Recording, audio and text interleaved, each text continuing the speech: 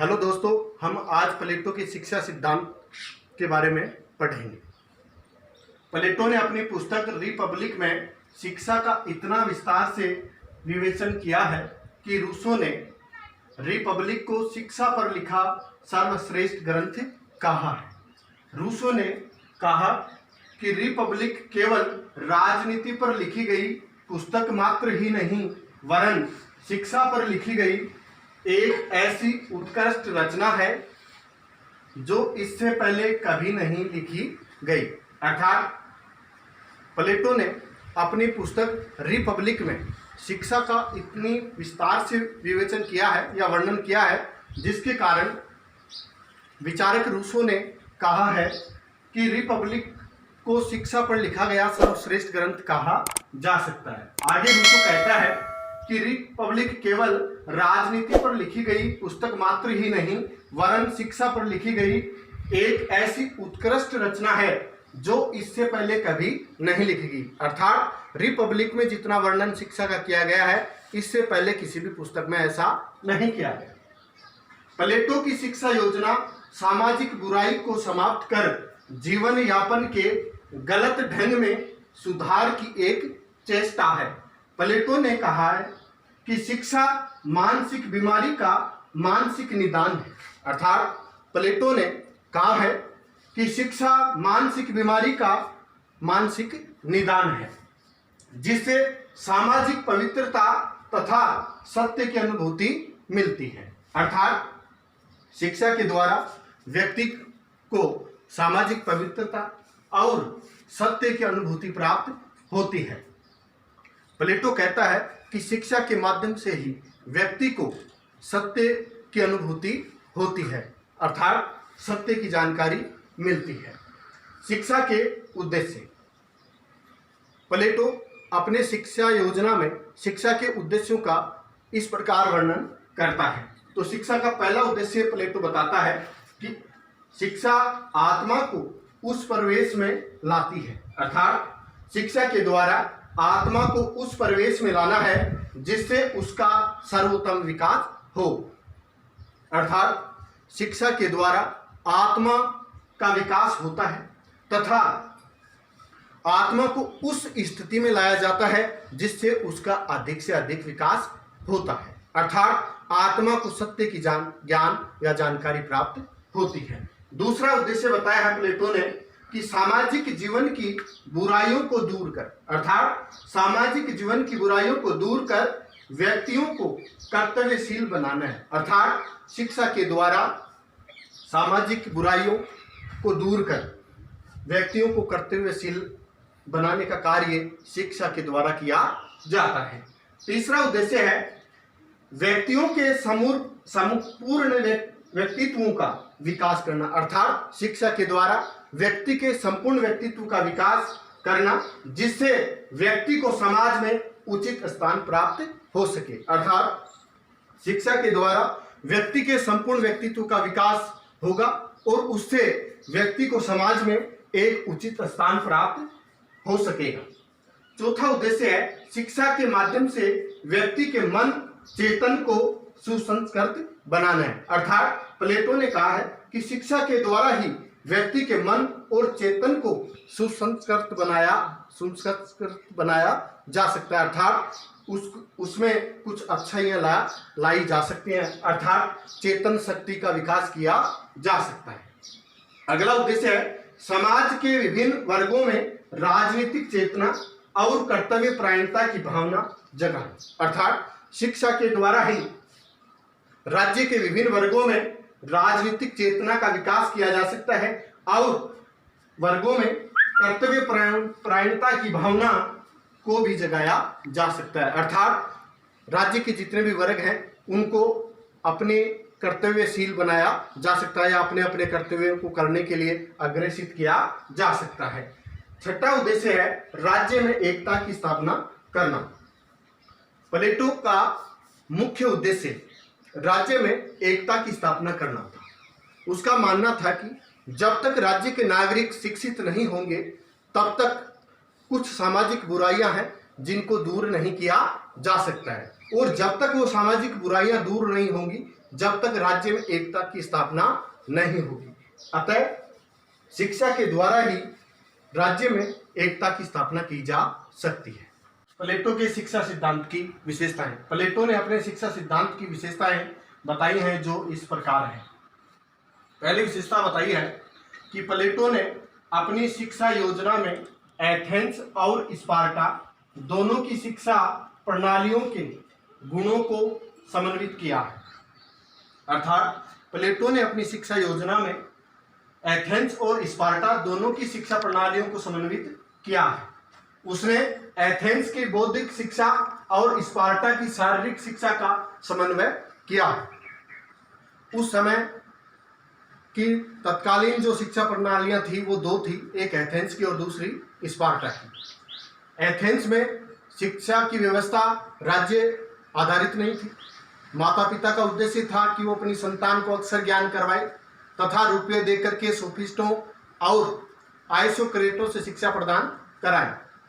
इसके दौरान सोफिस्ट व्याकरण, राजनीति, अलंकार शास्त्र, भाषण कला का ज्ञान देते थे, जबकि स्पार्टा की शिक्षा प्रणाली राज्य आधारित थी। उसमें जब बच्चा 7 वर्ष का हो जाता था उसके पास में राज्य उसे अधिग्रहण कर लेता था।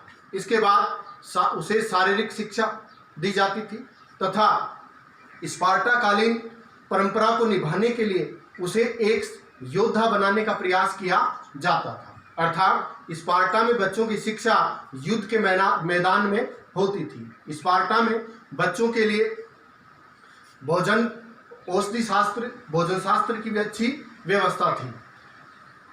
स्पार्टा में स्त्रियों के लिए भी बालकों के समान ही या पुरुषों के समान ही शिक्षा व्यवस्था थी। लड़कियों को स्वस्थ और हष्ट-पुष्ट बनाने के लिए भाला फेंकना, बर्छी फेंकना तथा घुड़सवारी करना आदि की शिक्षा दी जाती थी, जिससे स्त्रियां बलिष्ठ हों और अच्छे या स्वस्थ बच्चों को वो जन्म दे सकें। इस प्रकार दोनों शिक्षा प्रणालियों का समन्वय प्लेटो की दूसरी विशेषता। प्लेटो ने अपने शिक्षा सिद्धांत में दूसरी विशेषता बताई है स्त्री और पुरुष के लिए समान शिक्षा की व्यवस्था। प्लेटो ने अपने शिक्षा सिद्धांत में स्त्री और पुरुष के लिए समान शिक्षा की व्यवस्था की है। अर्थात पुरुष के समान ही स्त्रियों के लिए भी शिक्षा की व्यवस्था करता है। जबकि एथेंस में प्लेटो से पूर्व स्त्रियों के लिए शिक्षा की व्यवस्था नहीं की जाती थी, क्योंकि एथेंस की शिक्षा प्रणाली में वर्णन किया गया था कि सोलन के कानून में ये माता पिता को यह आदेश दिया गया था कि वह अपने युवकों को अक्षर ज्ञान कराए। अर्थात लड़कियों के लिए शिक्षा की व्यवस्था नहीं थी, लेकिन प्लेटो ने अपनी शिक्षा योजना में स्त्री और पुरुष के लिए समान शिक्षा प्रणाली की व्यवस्था की है। तीसरी विशेषता है उत्पादक वर्ग और श्रमिक वर्ग के लिए शिक्षा की व्यवस्था नहीं। प्लेटो ने अपने शिक्षा सिद्धांत में उत्पादक वर्ग एवं श्रमिक वर्ग के लिए शिक्षा की व्यवस्था नहीं की है। प्लेटो ने केवल अभिभावक वर्ग, जिसमें शासक वर्ग और सैनिक वर्ग आते हैं, इन दोनों वर्गों के लिए ही शिक्षा की व्यवस्था करता है। अगली विशेषता है शिक्षा राज्य द्वारा दी जाएगी। प्लेटो अपनी शिक्षा योजना में यह निश्चित करता है कि शिक्षा राज्य आधारित होगी या शिक्षा राज्य द्वारा दी जाएगी। अगली विशेषता है शिक्षा का उद्देश्य नागरिक बनाना है। शिक्षा का उद्देश्य नागरिक बनाना है और उन्हें अपने कर्तव्यों का ज्ञान कराना है। अर्थात शिक्षा के द्वारा नागरिक बनाना और उन्हें अपने कर्तव्यों का ज्ञान कराना ही शिक्षा है। अगली विशेषता है शिक्षा देने वाले परिवारों की समाप्ति की जानी चाहिए। इससे पूर्व एथेंस में शिक्षा देने वाले परिवार होते थे जो एक निश्चित अनुदान लेकर ही शिक्षा देते थे। इसलिए प्लेटो ने अपने शिक्षा सिद्धांत में यह व्यवस्था की है कि शिक्षा देने वाले परिवारों की समाप्ति की जानी चाहिए। अगली विशेषता है शिक्षा द्वारा ज्ञानी शासक या दार्शनिक राजा तैयार किए जाने चाहिए। अर्थात प्लेटो का मानना है कि शिक्षा के द्वारा ज्ञानी शासक या ज्ञानवान शासक और दार्शनिक राजा तैयार करने चाहिए। अगला है शिक्षा का पाठ्यक्रम। प्लेटो अपनी शिक्षा योजना को 2 भागों में विभाजित करता है, अर्थात प्लेटो अपनी शिक्षा योजना को 2 भागों में विभाजित करता है। पहली है प्राथमिक शिक्षा और दूसरी है उच्च शिक्षा। 2 भागों में विभाजित करता है, पहली है प्राथमिक शिक्षा और दूसरी है उच्च शिक्षा। यह विभाजन 2 आधारों पर किया जाता है। शिक्षा का विभाजन है वो 2 आधारों पर किया जाता है। पहला अवस्था और दूसरा है वर्ग के आधार पर, अर्थात पहला अवस्था आयु के आधार पर होता है और दूसरा वर्ग के आधार पर होता है, शासक वर्ग, सैनिक वर्ग, उत्पादक वर्ग आदि के आधार पर।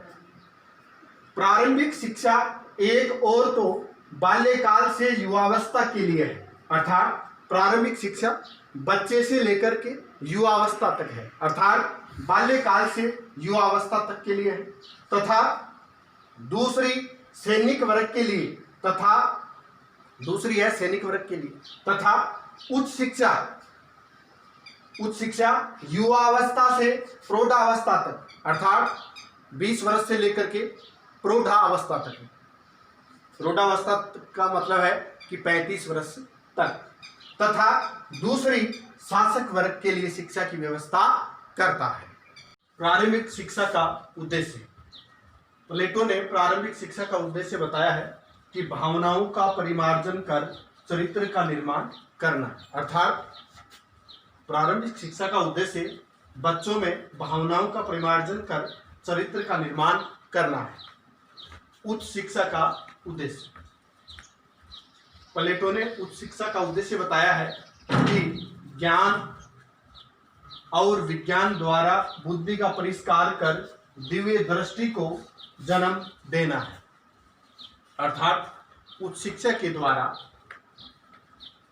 युवकों में ज्ञान और विज्ञान द्वारा बुद्धि का परिष्कार कर दिव्य दृष्टि को जन्म देना है।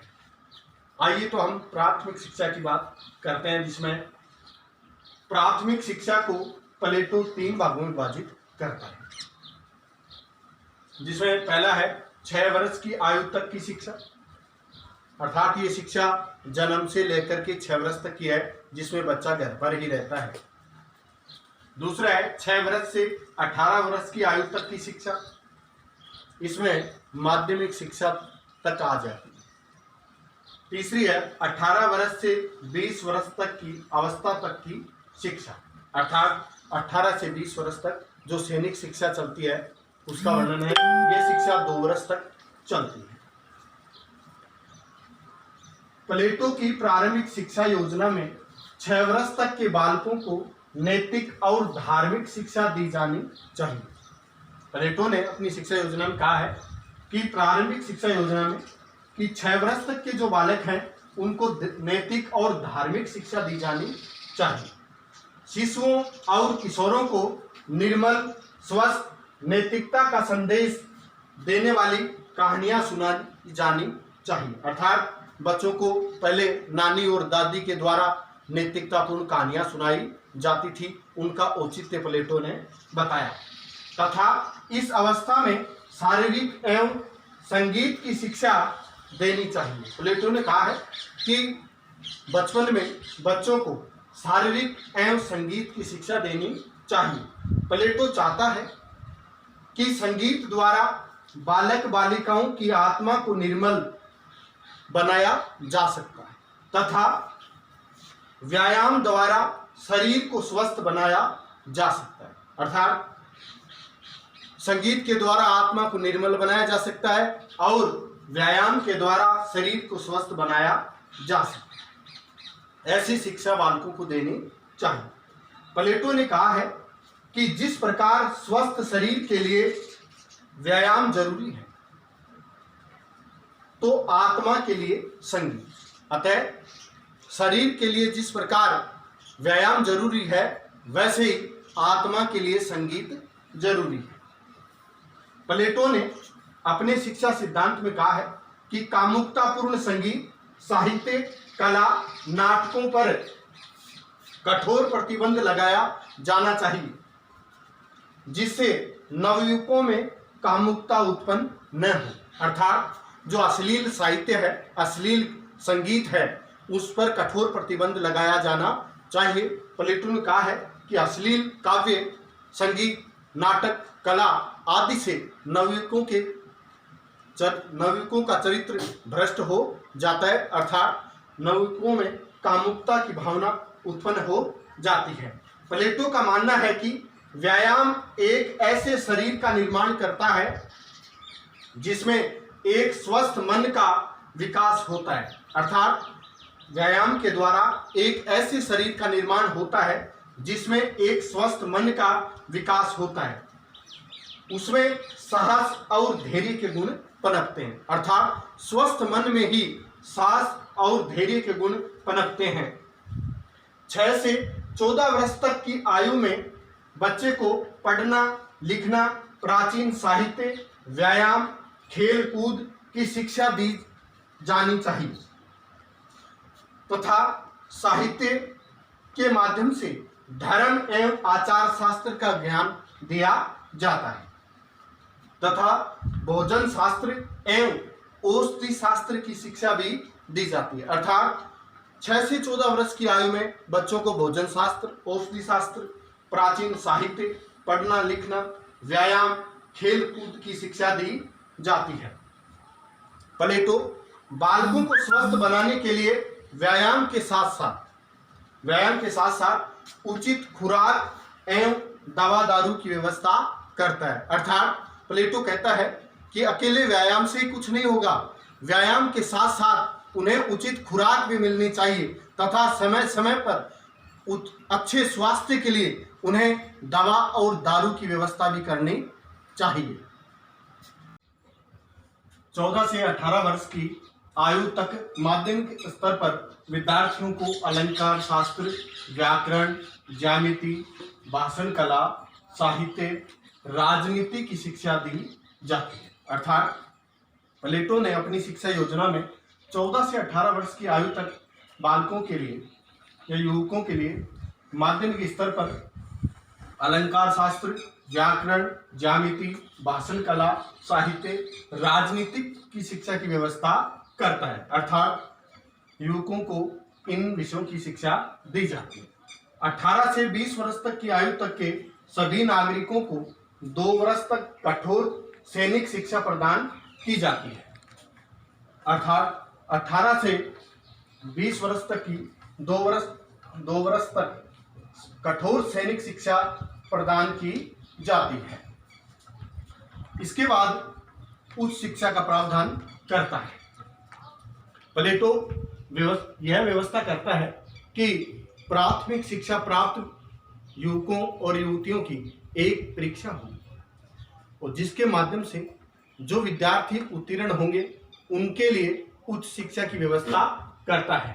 तो प्लेटो अपनी पुस्तक रिपब्लिक में उच्च शिक्षा की व्यवस्था करता है, जिसके अंतर्गत रिपब्लिक का मौलिक सुझाव उच्चतम शिक्षा की व्यवस्था है, अर्थात प्लेटो की रिपब्लिक का मौलिक सुझाव उच्चतम शिक्षा की व्यवस्था है।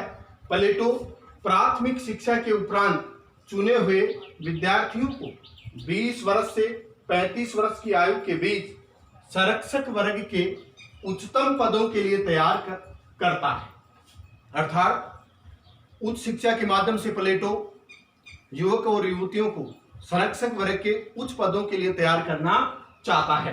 प्लेटो उच्च शिक्षा को 2 भागों में विभाजित करता है। देखिए, इसमें पहला है 20 वर्ष से 30 वर्ष तक की आयु की, ये 10 वर्ष की शिक्षा है, अर्थात 20 वर्ष से 30 वर्ष की आयु तक 10 वर्ष की शिक्षा दी जाएगी तथा दूसरी है 30 वर्ष से 35 वर्ष तक की आयु में 5 वर्ष की शिक्षा दी जाएगी। इस प्रकार पहली 10 वर्ष की शिक्षा है और दूसरी 5 वर्ष की। 20 वर्ष तक शिक्षा प्राप्त करने के पश्चात जो विद्यार्थी परीक्षा में योग्य एवं बुद्धिमान प्रमाणित होंगे, अर्थात 20 वर्ष तक की जो शिक्षा प्राप्त कर लेंगे वो विद्यार्थी परीक्षा में योग्य एवं बुद्धिमान प्रमाणित होंगे, उनके लिए ही उच्च शिक्षा की व्यवस्था है, अर्थात जो अयोग्य साबित हो रहे हैं या अनुत्तीर्ण हो रहे हैं, उनके लिए उच्च शिक्षा की व्यवस्था नहीं है। यह शिक्षा कुशागर बुद्धि एवं योग्य युवक युवतियों को दी जाएगी, अर्थात जो विद्यार्थी कुशागर बुद्धि वाले हैं उनको यह शिक्षा दी जाएगी। 20 से 30 वर्ष तक विद्यार्थियों को गणित शास्त्र, ज्योतिष शास्त्र और तर्क शास्त्र के साथ साथ दर्शन शास्त्र की भी शिक्षा दी जाती है। इस शिक्षा के अंतर्गत इन सभी विधाओं का पठन पाठन होगा, नई नई शोधें की जाएगी, इससे शासकों को नई जानकारी प्राप्त होगी। अर्थात 20 से 30 वर्ष की आयु तक 10 वर्ष तक गणित शास्त्र, ज्योतिष शास्त्र, तर्क शास्त्र और दर्शन शास्त्र की शिक्षा दी जाती है। इस शिक्षा के अंतर्गत इन सभी विधाओं का पठन पाठन होगा, नई नई शोधें की जाएंगी, इससे शासकों को नई जानकारी प्राप्त होगी। 10 वर्ष की उच्च शिक्षा प्राप्त नागरिक उच्च शासकीय पदों पर नियुक्त किए जाते हैं। अर्थात 10 वर्ष की उच्च शिक्षा प्राप्त नागरिकों को शासकीय उच्च पदों पर नियुक्त किया जाता है। इसके बाद एक दार्शनिक शासक के लिए परीक्षा होगी, अर्थात 20 से 30 वर्ष की परीक्षा पास व्यक्तियों को की एक शासक वर्ग के लिए परीक्षा होगी। अर्थात 20 से 30 वर्ष की आयु तक की शिक्षा पूर्ण होने पर एक दार्शनिक शासक के लिए परीक्षा होगी। उत्तीर्ण होने वाले विद्यार्थियों को 35 वर्ष की आयु तक द्वंद्ववाद की शिक्षा दी जाएगी। अर्थात 30 वर्ष तक की शिक्षा प्राप्त करने के बाद में एक दार्शनिक राजा के लिए परीक्षा होगी और जो विद्यार्थी इस परीक्षा को पास कर लेंगे उनको 35 वर्ष तक की आयु तक द्वंद्ववाद की शिक्षा दी जाएगी। इस द्वंद्ववाद की शिक्षा के द्वारा विशुद्ध तत्व एवं सत्य का ज्ञान प्राप्त किया जा सकता है। अर्थात द्वंद्ववाद के द्वारा दार्शनिक शासक बनने वाले विद्यार्थी को सत्य का ज्ञान कराया जाता है। प्लेटो का मानना है कि शासन करने का अधिकार केवल ज्ञानी लोगों को ही है। प्लेटो का मानना है कि शासन करने का अधिकार केवल ज्ञानी लोगों को है, ज्ञानी लोगों को ही है। प्लेटो की शिक्षा का औपचारिक कार्यक्रम 35 वर्ष की अवस्था में समाप्त हो जाता है। अर्थात प्लेटो का जो औपचारिक शिक्षा क्रम है वो 35 वर्ष की आयु में प्राप्त हो जाता है। लेकिन प्लेटो इस औपचारिक शिक्षा को ही अर्थात 35 वर्ष की आयु तक की शिक्षा को पूर्ण नहीं मानता है। वह इस शिक्षा को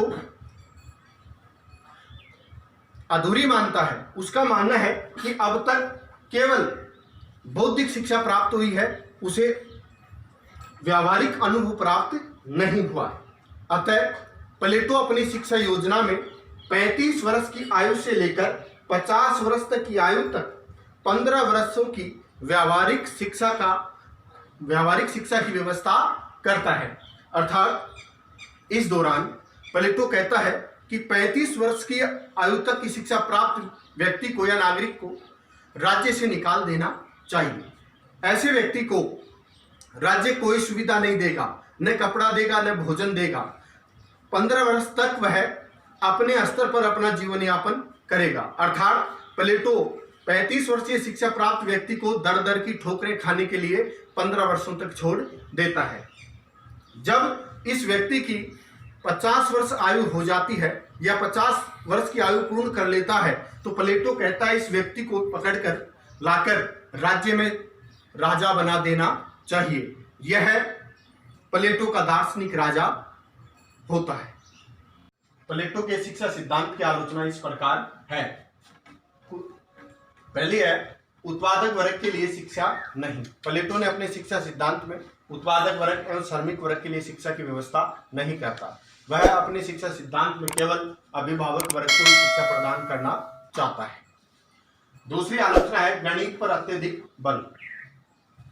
प्लेटो ने अपने शिक्षा सिद्धांत में गणित पर अत्यधिक बल दिया है। उसने अपनी अकादमी के दरवाजे पर भी लिख रखा था कि जिसको ज्यामिति का ज्ञान नहीं है उसके लिए प्रवेश वर्जित है। अर्थात वह गणित को ही अत्यधिक महत्व देता है, अन्य विषयों के लिए कोई स्थान उसके पास में नहीं था।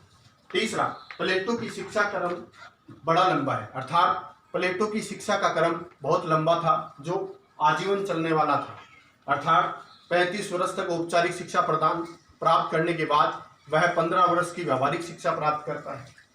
इस प्रकार शिक्षा प्राप्त करने में ही व्यक्ति का सारा जीवन समाप्त हो जाता है।